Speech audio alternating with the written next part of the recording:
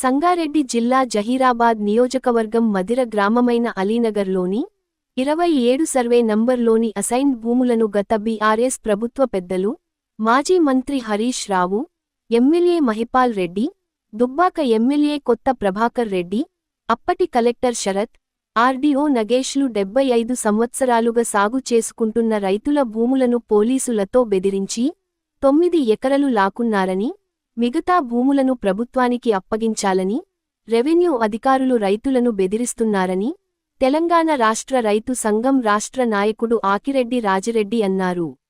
గురువారం సంగారెడ్డిలోని కెమిస్ట్రీ భవన్లో ఏర్పాటు చేసిన సమావేశంలో జిల్లా కార్యదర్శి విష్ణువర్ధన్ రెడ్డితో కలిసి మాట్లాడుతూ భూములను రైతులకే అందజేయాలని, పరిశ్రమల పేరుతో భూములను లాక్కోవడం ప్రయత్నించడం మానుకోవాలన్నారు. భూములను బలవంతంగా లాక్కునేందుకు ప్రయత్నిస్తే సిపిఐ పార్టీ రైతు సంఘం ఆధ్వర్యంలో పెద్ద ఎత్తున ఉద్యమం చేస్తామని హెచ్చరించారు. ఈ కార్యక్రమంలో సిపిఐ పట్టణ కార్యదర్శి మహబూబ్ ఖాన్, రైతులు మోహన్, సత్యనారాయణ, రవి, దర్శయ్య, వెంకటేష్, భూపాల్, దాసు తదితరులు పాల్గొన్నారు. రాష్ట్ర పారిశ్రామిక సంస్థ చైర్మన్గా శ్రీమతి నిర్మల జగ్గారెడ్డి గారు ఉన్నారు.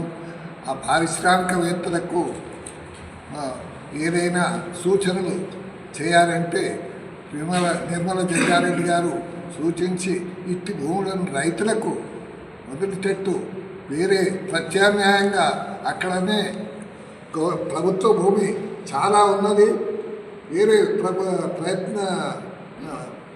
ప్రత్యామ్నాయంగా ఈ రైతుల భూములు కాకుండా ప్రత్యామ్నాయ భూములను ప్రభుత్వ భూములు వెసులుబాటుగా ఉన్న వాటిని ఇప్పించి వీటిని పొందగలరని వారిని పదే నిర్మల జగ్గారెడ్డి గారిని మేము పదే కోరుచు, వారు స్థానికంగా ఉన్నారు కాబట్టి స్థానికంగా వాళ్ళు చర్య కైకొని మన కాంగ్రెస్ ప్రభుత్వం తీసుకునే నిర్ణయాలల్ల వాళ్ళు కీలక పాత్ర పోషించి ఈ రకంగా ప్రజలకు సేవ చేస్తారని మేము పదే నమ్ముతున్నాము.